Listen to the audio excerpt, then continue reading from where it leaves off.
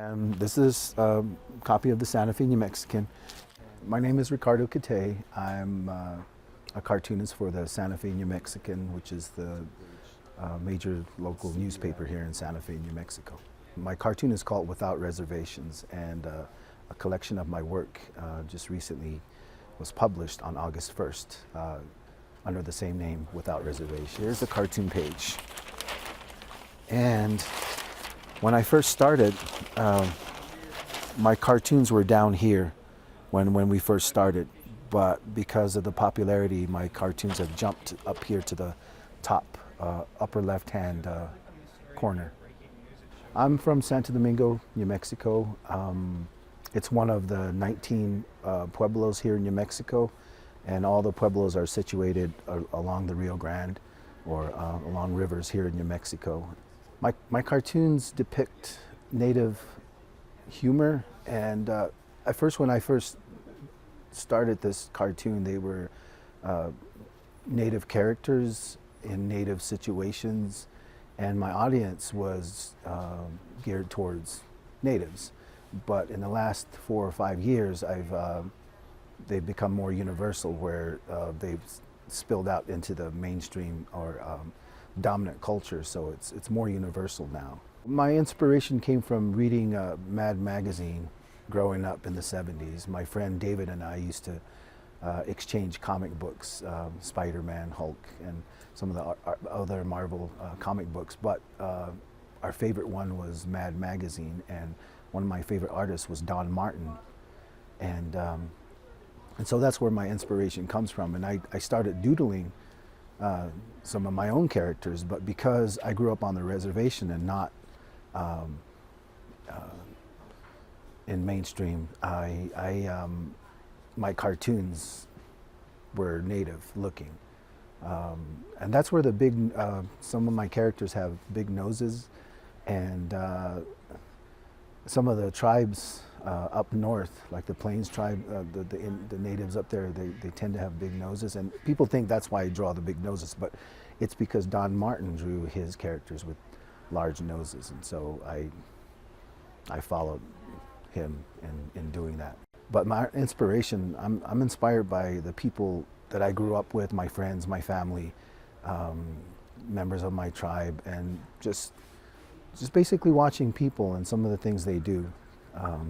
It's surprising if you pay attention to what people do and what people say. There's a lot of humor that you can find in that. And this one says, "Hey guys, up here," and they're talking to the Globe furniture delivery people down, and they have to go up through all those systems of ladders to get the couch up there. And people from here, they like this because they know Taos has these buildings where you have to go way up, to the top, and so this is one of my favorite. I started doodling, keeping my cartoons basically to myself, and showing my kids. I have 3 kids, and I would show them, get their feedback on it, and showed some of my friends. And then one day I was here in Santa Fe. I had dropped my mother off. She sells jewelry up here in Santa Fe, and she asked me to wait for her for a couple of hours. And so this one day I had a couple of hours, and I was walking along the streets of Santa Fe, and I happened to walk by the newsroom here at the New Mexican. And originally I walked in looking for a journalism job, because I was very interested in writing, reporting. And when there wasn't one, I asked if they needed a cartoonist. And the editor that I was speaking to, her name was Bernadette Garcia. She explained to me that they don't have a cartoonist here. They get their cartoons from a syndicate, from a metal plate that they get from a syndicate, and they do print it from that plate. And so I asked her, well, would you like to look at my cartoons? And I kept asking her that question, and about the 5th time she lost her patience with me, and she said, "Look, I told you that's not how we do it here. You have to go to a syndicate." And so I said, "Well, could you please just look at my cartoons?" And so I happened to have like 11 or 12 drawings with me, and so when she looked at them, she started laughing, and she asked the sports writers and some of the other reporters to come in, and pretty soon that room, there was about 15 people in that room laughing, and then she said, "We have to have this." And so now they still have that metal plate come in, but where my cartoon appears, which is the top left-hand corner, there's a space there, and they put my cartoon here in the newsroom. And so it always makes me feel good thinking that, you know, they go through that much trouble to put my cartoon in there. But that first year, there were so many people writing, and they were appalled, shocked by the cartoons because of the nature of my cartoons, which I draw a lot of stuff that have to do with native things like treaties and scalping and, you know, whatnot. And people were appalled because they thought that I was putting down natives. Naturally, they assumed that it was a non-native drawing this cartoon, and they would write in, and all these awful letters would come in, and but I would answer each one of those and explain that I'm native myself, and so they would write back, and basically they would say, "Oh, I'm sorry, I guess it's okay then." For some reason, it's okay if a native does it, which I thought was always odd.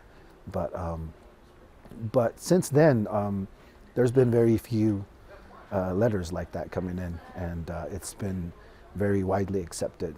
There's another paper that my cartoon appears in, and that's the Osage News, which is specifically for the Osage tribe in Oklahoma. But other than that, my cartoon only appears in the Santa Fe New Mexican.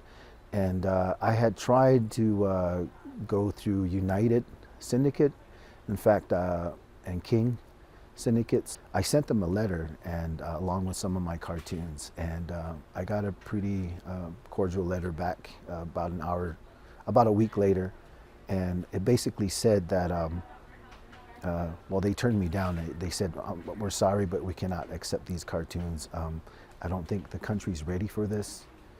And so I sent an email back to them, and I said, "I think the country's been waiting 518 years for this cartoon." I think the response from my tribe was very surprising. At first, I thought the worst, that it wouldn't be accepted, that it would be laughed at. I know it's a cartoon, people should laugh at cartoons, but I meant it would be laughed at or put down by members of my tribe. But it has been the opposite. They've accepted it, and they walk up to me, and they actually give me ideas of cartoons to draw. And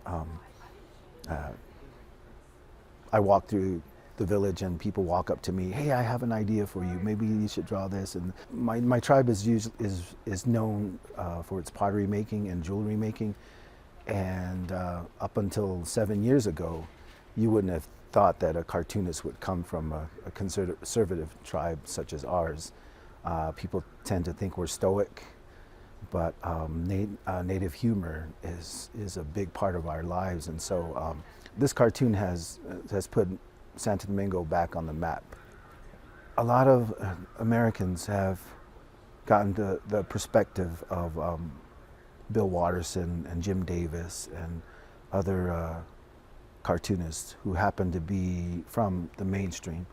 And not a whole lot of people have seen or heard the views of a native such as myself. And I think in a way this cartoon is very important because we don't have a lot of voices. In fact, if you watch some of the old movies about natives, we have non-natives playing Indians, and so we don't have a lot of voices. And so this cartoon is one of the few voices that we have. And so I hope my cartoon is able to be read with first that it's funny, and at the same time, I just want people to know that we're still here, and that although we have suffered a great deal, each one of the tribes in its own way has suffered, such as same as mine, as you know. But I'm hoping that people realize that a lot of the wrongs that were done to natives are still, it's still out there. And I just want to be able to put some of those issues back on the table, and just to remind people that this land came at a price and that it's not taken for granted, you know. And but as a people, at the same time, as a people, we should move on, and I think humor is a way to do that. I hope people who've read my cartoons for the first time, I hope they take with them an appreciation of the native culture and the native way of life. Even though they may not agree with some of the cartoons or some of my views, I hope they can appreciate it, because it is coming from a real person that has grown up on the reservation and has seen the dominant culture and lived with the dominant culture. And so some of the stuff that I learned from that, I've put back in my cartoons in this book. And so I hope they can appreciate that. I like it when I draw cartoons where the native world and the dominant culture, where they clash. In fact, the chief, he represents the tribes or the native people, and it could be any tribe. Whereas the general, who happens to look like Custer, but I don't give him the name Custer because that would limit me to how I would use him. And so sometimes I refer to him as Custer, but his name is the General. And what a lot of people realize now, after reading my cartoons for so many years, that the General actually represents the dominant culture. And so when the chief and the general are talking, it's the two cultures that are clashing. And just to give you an example, this one in this book where the general and the chief have signed a treaty, or they're signing a treaty, and the chief has just knocked over a bottle of ink, and he says, "Oops, I'm sorry, was this treaty important?" And I like it when the two cultures clash, because then it's my way of how I see the world when our cultures clash. And sometimes the chief or us natives, sometimes we fall short in understanding what's happening in the dominant culture, and likewise the dominant culture, they don't always understand where we're coming from.